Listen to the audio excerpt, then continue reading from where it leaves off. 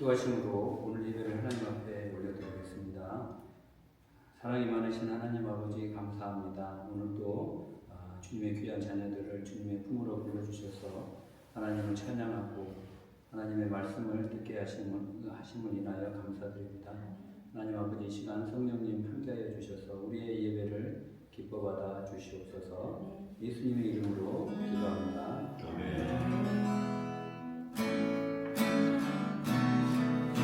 선한 능력으로 찬양드리겠습니다. 주 선한 능력으로 안으시네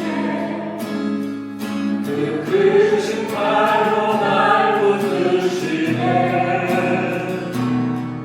절망 속에도 흔들리지 않고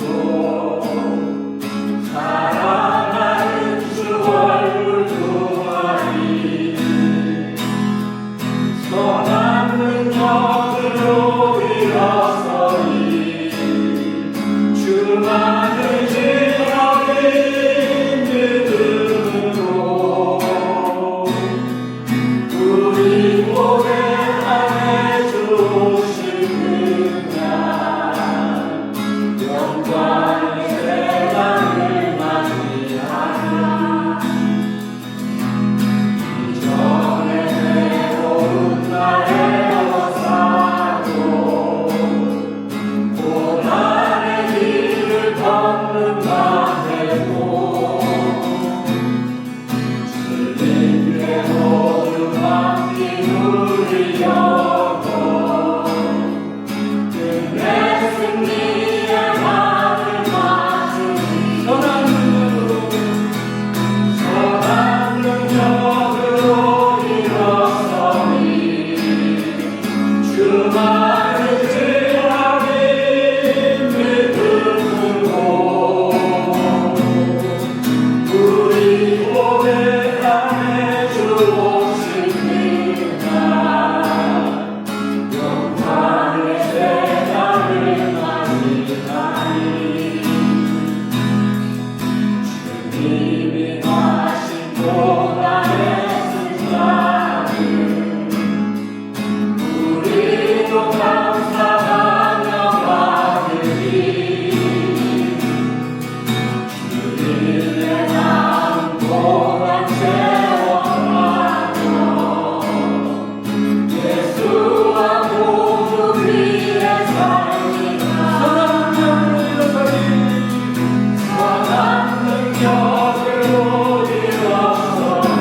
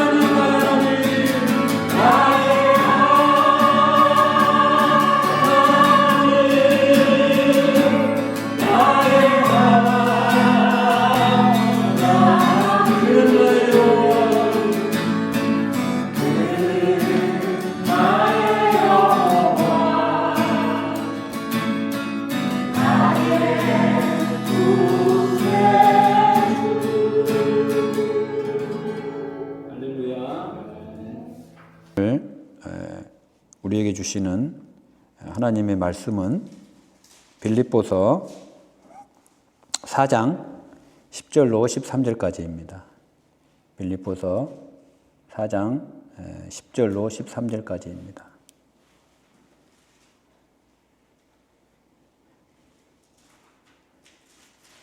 다 찾으신 줄 알고 제가 봉독해 드리겠습니다.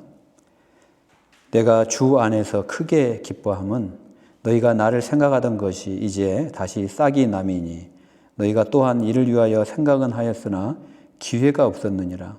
내가 궁핍함으로 말하는 것이 아니니라. 어떠한 형편에서든지 나는 자족하기를 배웠노니 나는 비천에 처할 줄도 알고 풍부에 처할 줄도 알아.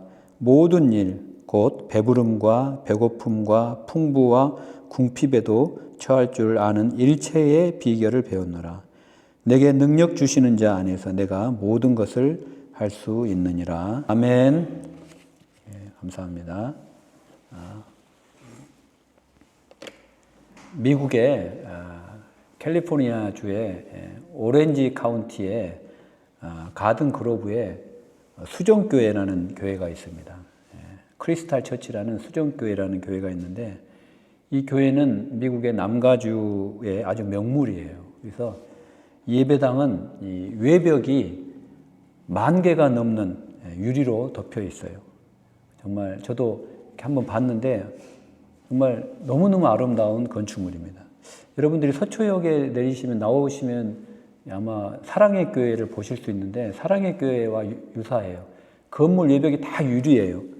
크리스탈 유리로 되어 있는데 아마 사랑의 교회보다도 몇 배나 큰 것 같아요. 제가 보니까 어마어마하게 멋있게 지었어요.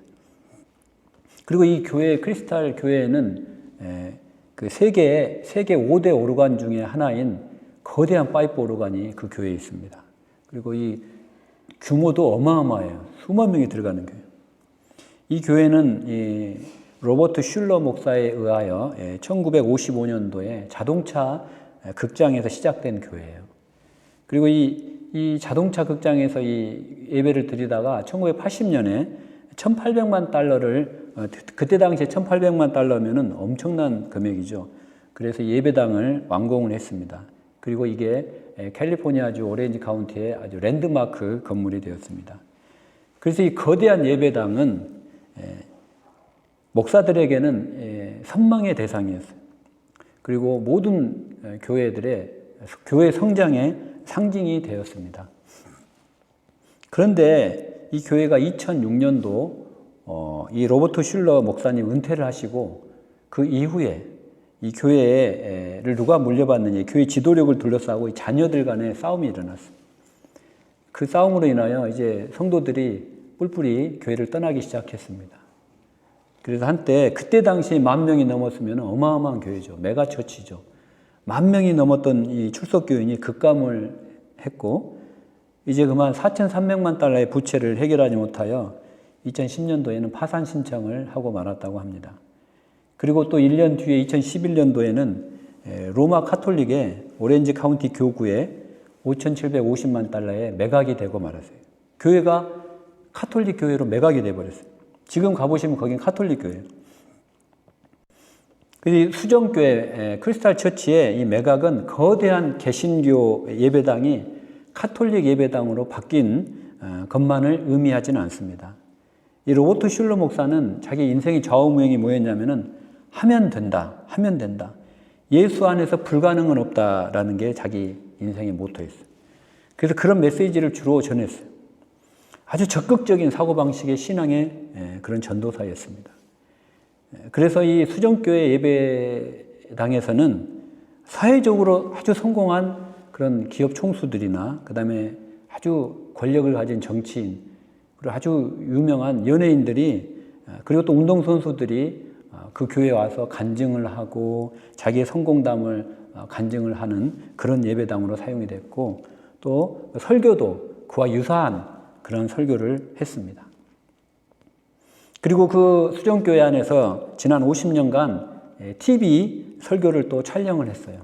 TV 설교를 촬영을 했어요. 그때 당시에 TV 설교를 촬영했다는 것은 상당히 지금처럼 온라인이 잘 발달되지 않는 시기였기 때문에 대단한 것이었다고 할 수 있습니다. 그리고 그 TV 프로그램 이름이 뭐였냐면은 Hour of Power였어요. 능력의 시간이에요. 능력. 또한 예배당의 내부 벽에는 이런 글귀가 새겨져 있었다고 합니다. If you dream it, you can do it. 당신이 꿈을 꾼다면 당신은 할 수 있습니다라는 그런 표어가 교회 벽에 다 이렇게 곳곳에 붙여져 있어요. 그런데 여러분, 이 수정교회당이 매각이 됐죠. 이 수정교회당의 크리스탈 처치의 매각은 내게 능력 주시는 자 안에서 내가 모든 일을 할 수 있느니라 해서 이 내게 능력 주시는 자라는 말을 뺀 내가 모든 일을 할 수 있다는 이런 적극적인 사고방식이 하나님을 떠나서 내 힘으로 모든 걸 할 수 있다는 이 사고방식이 산산이 부서진 것을 의미하고 있습니다. 또한 마치 포도주 잔이 이 대리석 바닥에 떨어지면서 박살나듯이 번영신학, 프라스페러티 세알러지가 무너지는 10,000개가 넘는 유리가 산산조각이 나듯이 이 번영신학이 무너지는 상징이 되었습니다.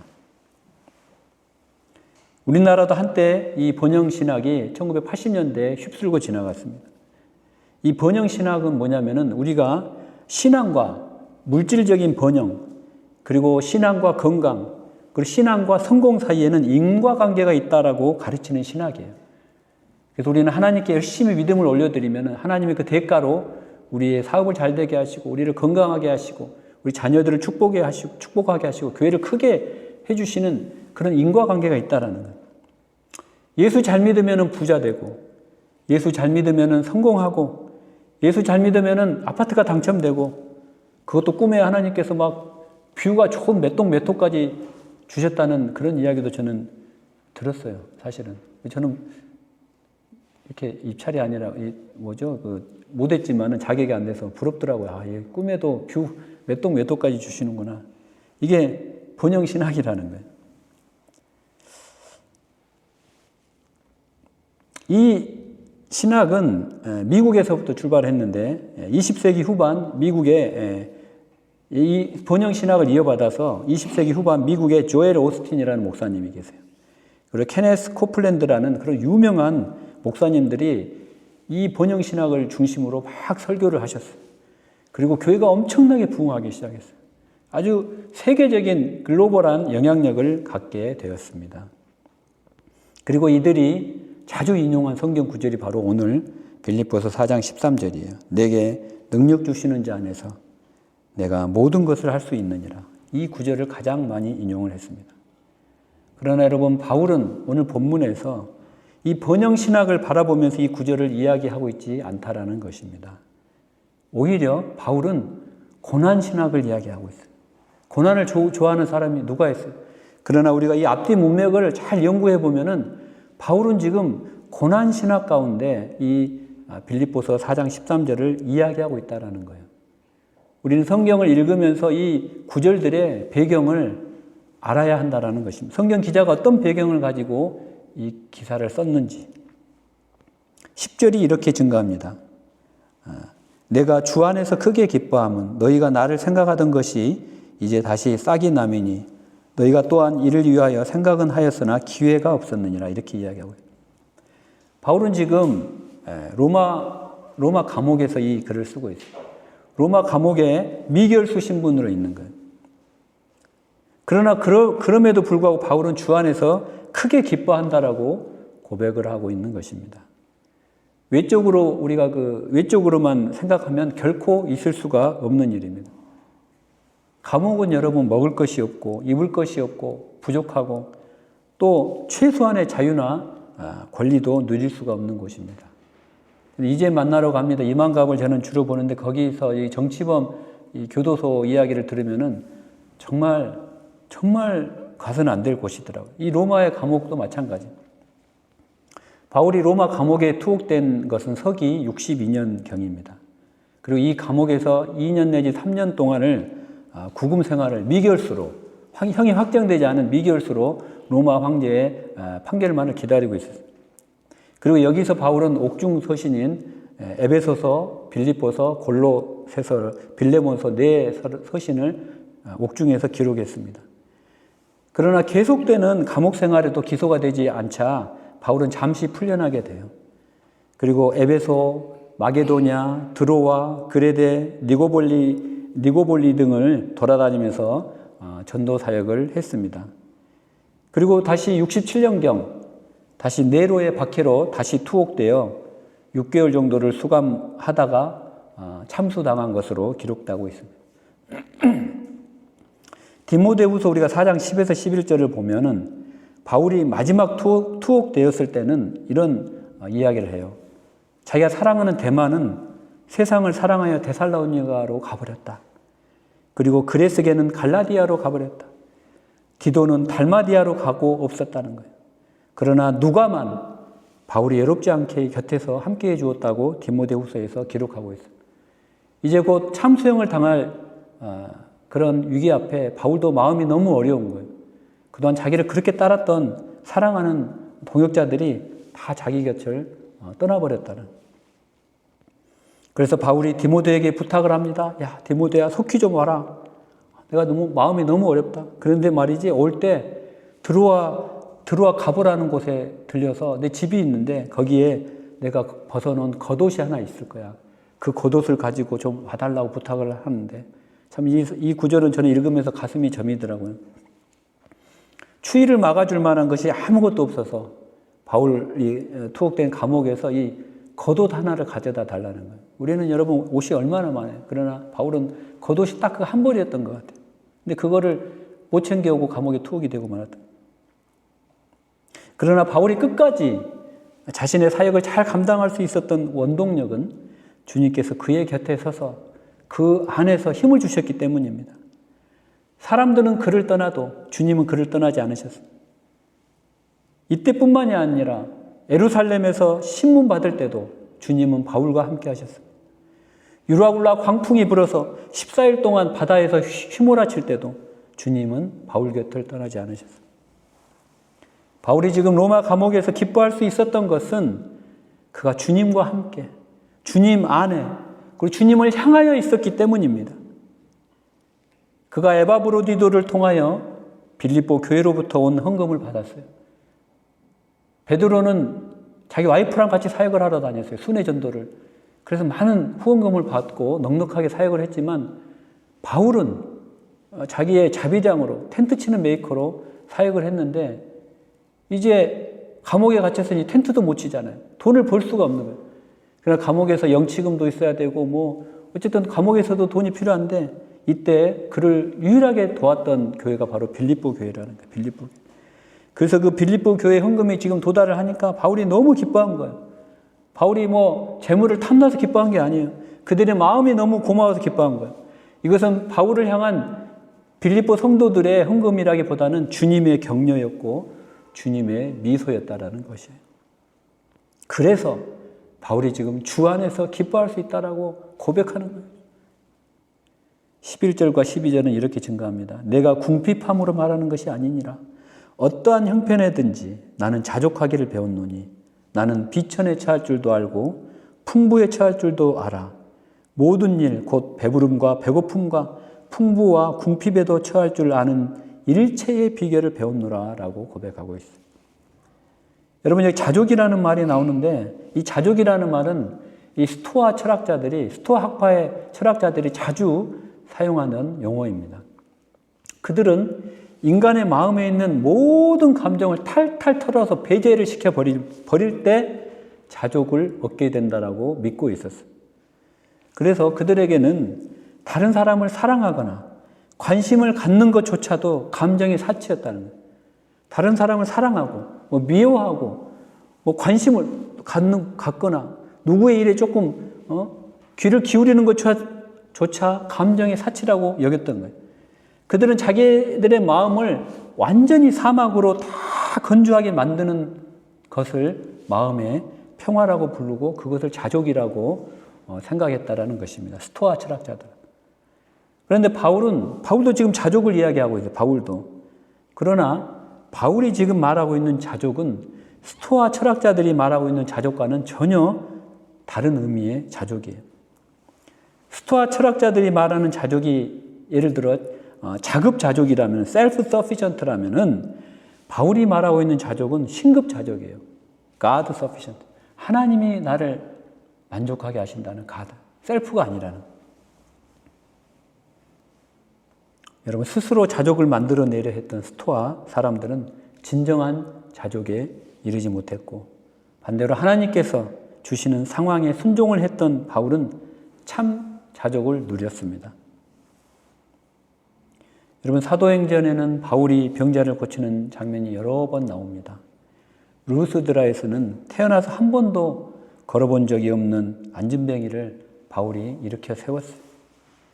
빌립보에서는 귀신 들려 점치는 소녀를 고쳐주었습니다. 드로아에서는 창틀에 걸터앉아 설교를 듣던 유두고가 졸다가 떨어져 죽었을 때 그를 살리기까지 했습니다. 에베소에서는 바울이 사용했던 손수건이나 앞치마를 가져다가 병든 사람에게 얹기만 해도 병이 치유되고 귀신이 떠나갈 정도였습니다. 그런데 여러분 정작 바울 자신에게는 육체의 가시가 있었어요. 육체의 가시가. 그 가시가 구체적으로 무엇인지 성경은 우리에게 가르쳐주고 있지 않기 때문에 우리는 알 수는 없지만 바울의 사역에 치명적인 걸림돌, 방해가 되었던 것으로 보입니다. 이 가시는 바울을 고통스럽게 만들었고 바울로 하여금 다른 선교사들 앞에서 주눅이 들게 만들었고 사람들에게 나서기 힘들게 만드는 그 무엇이었지 않았을까 우리는 추측해 봅니다. 그래서 바울은 그 가시가 떠나가게 해달라고 예수님께 3번이나 간구했습니다. 여기서 3번이라는 말은 단지 횟수를 뜻하는 말이 아닙니다. 예수님께서도 겟세마네 동산에서 십자가를 피할 수 있도록 피할 수 있으면 피하게 해달라고 하나님께 3번 기도드리셨습니다. 이 3번의 기도는 횟수가 아니라 그만큼 간절하고 처절한 기도를 드렸다라는 의미입니다. 그러나 하나님께서는 바울에게 이렇게 말씀하십니다. 내가 그 가시를 가지고도 자족할 수 있니? 라고 하나님은 말씀하셨다는 거예요. 바울은 이 주님의 응답에 완전히 굴복하고 말았습니다. 자신의 약한 그 자신과 강한 주님이 합쳐져서 자족과 온전함에 이르는 것을 체험했기 때문입니다. 배부름과 배고픔, 감옥에서의 배고픔, 풍부와 궁핍에도 자족의 일체의 비결을 배웠던 바울이 오늘 13절에서 내게 능력 주시는 자 안에서 내가 모든 것을 할 수 있다라는 고백을 하는 거예요. 이 구절이 이때 나온 말이라는 거예요. 교회를 대역교회로 키우기 위하여 인용하는 구절이 아니라는 것입니다. 사업을 아주 잘 되라고 우리가 그때 이걸 쓰는 구절이 아니라는 거예요. 물론 하나님께서 능력 주시면 사업도 잘 될 거예요. 그러나 지금 바울이 이야기하고 있는 오늘 본문은 바울이 그동안 수많이 겪었던 그 고난과 배고픔과 매맞음과 그 과정 가운데서도 주님의 능력 안에서 주님이 능력 주실 때 주님 안에서 자족을 느끼고 자기가 이겨낼 수 있었다라는 모든 것을 할 수 있었다라는 그 말을 지금 바울이 하고 있다라는 거예요. 13절을 두 절로 나눠보면 두 부분으로 내게 능력 주시는 자 이 파트와 내가 모든 것을 할 수 있느니라 라고 나눌 수가 있어요. 그리고 전반부에 악센트가 있는 거예요. 전반부에 내게 능력 주시는 자 안에서. 그런데 많은 사람들은 후반부에 관심을 갖고 있어요. 이런 내용이 성경 다른 구절에 많이 나옵니다. 우리 기독교인들이 좋아하는 성경 구절 중에 마태복음 6장 33절이 있는데 그런즉 너희는 먼저 그의 나라와 그의 의를 구하라. 그리하면 이 모든 것을 너희에게 더하시리라. 이 말씀이 나옵니다. 우리 기독교인들이 이 말씀을 좋아하는 까닭도 먼저 그의 나라와 그의 의를 구하라는 그 부분보다는 이 모든 것을 너희에게 더하시리라 라는 이 부분 때문일 것입니다. 우리가 이 구절 순서를 반대로 해서 모든 것을 더해 주시면은 하나님 나라와 의를 구하겠습니다라고 우리가 만약에 한다면은 이것은 신앙이 아니고 거래이고 투자일 거예요. 요한복음 15장 17절에도 이런 말씀이 나옵니다. 너희가 내 안에 거하고 내 말이 너희 안에 거하면 무엇이든지 원하는 대로 구하라. 그리하면 이루리라. 이 말씀도 후반부인 무엇이든지 원하는 대로 내게 구하라. 그리하면 이루리라는 그 부분 때문에 우리 기독교인들은 좋아하는 것 같아요. 그러나 여러분, 바른 신앙은 내게 능력 주시는 자 안에서 내가 모든 것을 할 수 있느니라라는 구절에서 내게 능력 주시는 자가 나보다 더 크다는 것을 아는 것이에요. 하나님은 자꾸 내 안에서 자꾸 확대되고 확장되고 나는 자꾸 축소가 되어야 된다는 것입니다. Let God be magnified. 내 안에서 하나님은 자꾸만 커지고 자꾸만 확대되게 하소서. 그리고 나는 작아지게 하소서가 바로 바른 신앙이라는 거예요. 바른 신앙은 나를 확대하지 않고 하나님을 확대하는 것입니다. 적극적인 사고방식이나 번영 신학이 바르지 못한 것은 자신을 크게 하는 데 관심이 있기 때문이에요. 만약 자신을 세상적 기준으로 극대화하기를 목적으로 삼는 적극적인 사고방식이나 번영 신학이 올바른 것이라면 하나님께서는 바울을 비롯한 예수님의 사도들을 대부분 참수당하게 내버려 두실 리가 없는 거예요. 이 크리스탈 처치 수정교회보다 10배는 더 큰 예배당을 건축하게 하시고 수많은 성도들 앞에 명설교를 아마 하게 하셨을지도 몰라요. 그러나 여러분, 우리가 알아야 되는 것은 내가 모든 것을 할 수 있느니라 해서 모든 것이 세상에 있는 나를 기쁘게 하는 그 모든 일이 아니라는 거예요. 11절과 12절에서 말하는 바와 같이 내가 자족하는 법을 배운 것도 배부름과 배고픔, 풍부와 궁핍에 처해도 좌절하지 않고 견디는 그 비결을 배운 것, 이 모든 것이 내게 능력 주시는 분이 계시기 때문이라고 지금 말하고 있는 것이라는 거예요. 바울은 언제나 자기 자신을 강조하지 않고 자기 속에 있는 분을 강조했습니다. 빌립보서 1장 6절이 이렇게 증거하잖아요. 너희 안에서 착한 일을 시작하신 이가 그리스도 예수의 날까지 이루실 줄을 우리가 확신하노라. 바울이 이루고 있는 모든 일은 바울의 마음속에 있는, 바울 안에 있는 예수 그리스도께서 이루신 일이라는 거예요. 착한 일을 주님이 시작하셨다는 거예요. 여러분, 빌립보 교회는 자주 옷감 장사 루디아와 그리고 그 가족들, 그리고 귀신 들려 점치는 소녀, 그리고 빌립보 감옥의 간수와 그 가족들이 중심이 되어 개척된 교회예요. 하지만 바울은 자신이 이 교회를 시작했다라고 절대 이야기하지 않았어요. 바울은 잘 알고 있어요. 바울은 자신이 빌립보로 갈 아무런 계획도 없었는데 그곳으로 가도록 인도해 주신 분이 계셨고, 기도하는 곳마다 만나는 사람들에게 복음을 전할 때마다 그들이 빌립보 교회의 성도가 되어 주었다는 거예요. 그게 다 주님이 하신 일이라는 거예요. 빌립보 감옥의 문을 여는 분도 바로 주님이셨다는 거예요. 간수의 마음의 문을 열어서 빌립보 교회의 성도가 되게 한 것도 바로 주님의 뜻이었다는 거예요. 그분이 능력을 베푸셔서 빌립보 교회가 시작될 수 있었기 때문에 시작하신 그분이 완성시켜 가실 거라고 바울은 믿었다라는 것이, 그리고 그 일에 바울 자신이 쓰임받고 있었다라는 그 사실에 바울은 너무나 감격하고 감사의 제목으로 삼았다라는 것입니다. 여러분, 오늘 여러분에게 있어서 주시는 주님의 능력은 무엇입니까? 여러분에게 있어서 주시는 주님의 능력은 과연 무엇이냐는 것이죠. 여러분을 찌르고 있는 인생의 가시, 그리고 여러분의 인생의 고비에서 무조건 여러분을 건져내 주셔야만 하는 것이 그분의 능력입니까, 여러분? 저도 여러분 그게 주님의 능력이면 좋겠어요.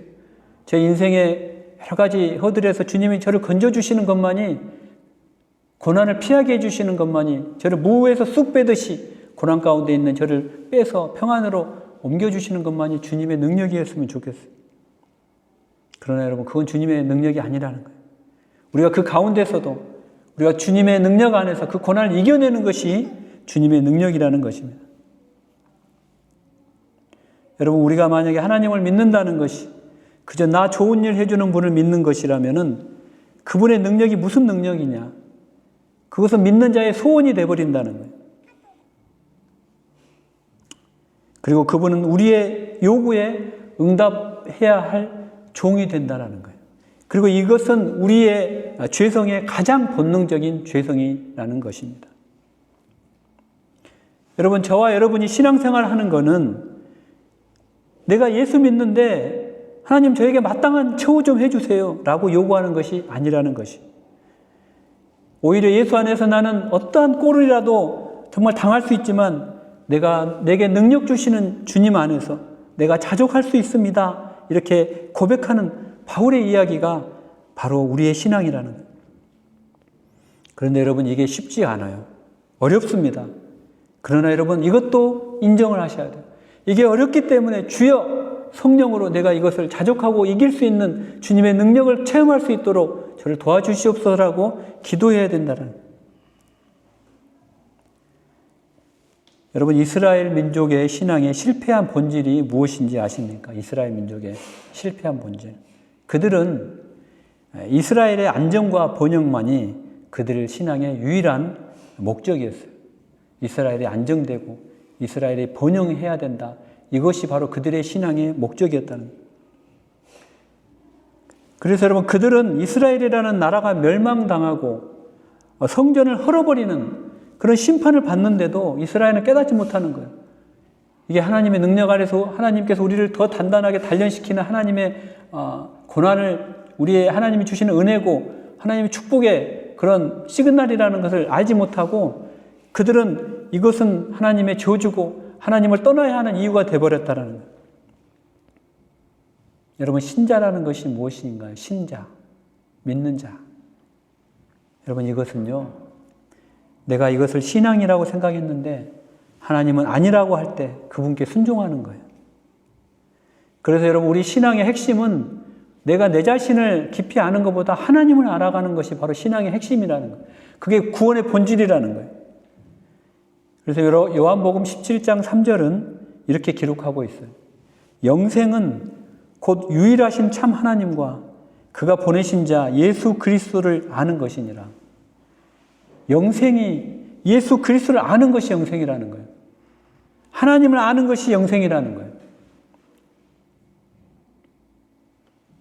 여러분, 제가 이제 말씀을 정리하고자 합니다.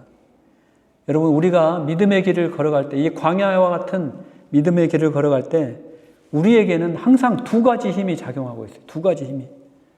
그것은 바로 원심력과 구심력이라는 힘이에요. 여러분들, 원심력과 구심력은 다 아시죠? 물리학적인 용어인데 아마 다 아실 거예요.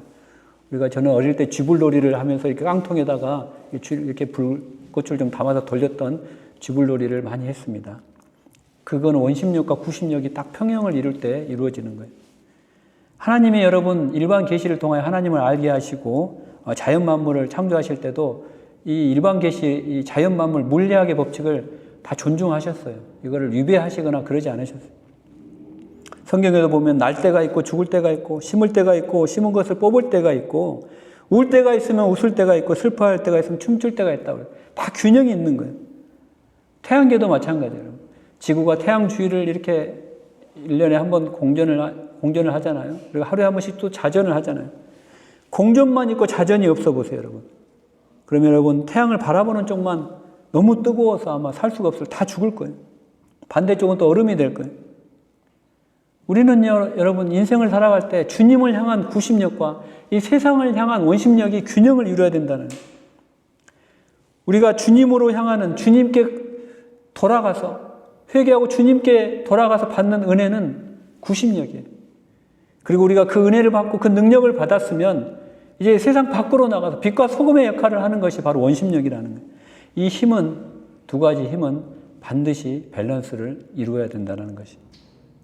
그렇지 않으면 이 줄이 끊어진다는 거예요. 만약에 우리가 구심력을 잃어버리고 주님은 주님께 은혜 받을 생각은 안 하고 그냥 내 힘으로 아까 수정교회처럼 내 힘으로 주님의 능력이 아니라 내 힘과 내 뜻과 나의 치밀한 계획으로 이런 원심력만 있다면 어떻게 되겠어요? 줄이 여러분 바깥으로 끊어져서 나가버리는 거예요. 반대로 원심력은 없고 그저 구심력만 가지고 나는 주님의 은혜만을 사모하고 그저 주님의 은혜만을 위해서 기도하고 세상으로 나가지 않는 거예요. 그거는 여러분 내 교회 안에 그냥 내 구역 안에서만 의기 충천하는 거예요. 주님 안에서 은혜를 받았으면 그 능력 안에서 밖으로 나가야 되는 거예요, 여러분. 여러분은 주 안에서 뿌려지는 씨임과 동시에 추수하는 일꾼이에요, 여러분은 주님의 양떼의 일원이지만 동시에 목자이기도 하다는 거예요. 여러분은 주님의 은혜로 탕감받았지만 이제 주 안에서 그 은혜를 힘입어 또 다른 사람을 탕감해 주어야 된다는 거예요. 주님은 여러분에게 천국 비밀을 알려주셨지만 여러분은 그 천국을 이제 추구하며 살아가야 된다는 거예요. 여러분은 하나님의 자녀이지만 또한 자기 원수들을 사랑하며 하나님의 자녀가 되도록 인도해야 된다는 거예요. 여러분은 예수님을 믿음으로 영생을 받았지만 여전히 생명으로 인도하는 좁은 문을 통과해야 된다는 거예요. 여러분은 주님의 능력으로 구원을 받았지만 여전히 두렵고 떨림으로 그 구원을 이루어 가야 한다는 거예요. 주님의 능력 안에서 자족하고 이겨내고 고난을 이겨내고 참으며 천국을 바라봐야 된다는 것입니다. 부디 바라옵기는 여러분에게 능력 주시는 주님 안에서 그 구심력과 그 다음에 이 세상을 향하여 원심력이 균형을 이룸으로 말미암아 주님이 주시는 여러분의 인생의 그 사명을 잘 감당하시는 여러분이 되시기를 간절히 기도합니다. 아멘. 우리 시간 나의 능력이 되신 여호와여, 나의 힘이 되신 여호와여, 우리가 찬양하고 우리가 합심으로 기도하는 시간 갖도록 하겠습니다.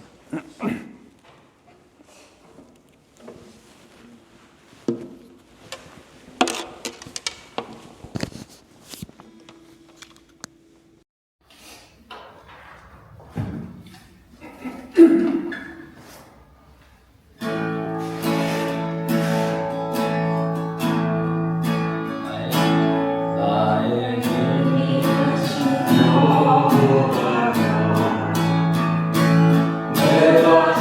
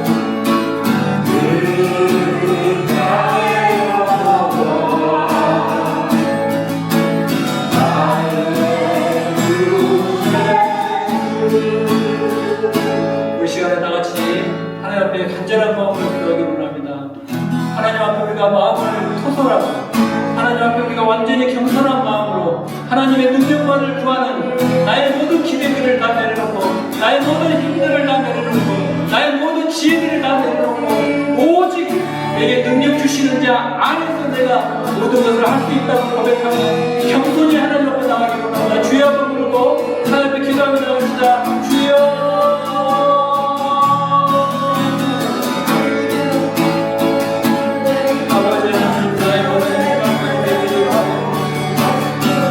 주님만이 나의 반석이시고 주님만이 나의 능력이시고 주님만이 나의 은혜이시고 하나님을 고백드립니다. 아버지 하나님 주님이 나에게 능력을 나타내 주시고 이 세상의 능력이 아니라 오직 주님의 능력으로 가득 채워지게 도와주시고 주님의 능력이 나를 끌게 도와주시고 주님의 능력이 나를 살리게 도와주시고 주님의 능력이 나를 세워지게 도와주시고 주님의 능력만이 나를 인도하게 도와주시고 오직 주님의 능력 안에서 주님만을 바라봅니다. 아버지는 나의 모든 희망과 나의 모든 소망과 나의 모든 지혜와 나의 모든 계획과 나의 모든 생각들을 주님 앞에 겸손히 내려놓습니다. 아버지 나가 하나님을 살아가게 도와주시고 하나님 앞에 놀라운 지혜 가운데 우리 특별히 들어오게 도와주시고 아버지 우리 도리신 주님 앞에 내가 피하나요 나의 사정이 주님 앞에 내가 피하옵니 주의 나를 도와주시고 도와주시고 주의 나를 붙잡아 주시고 나를 세워주시고 나의 생명 되시며 나의 생명 주님 앞에 올려드리며 나의 달라 죽는 주님의 되시는 날마다 고백합니다.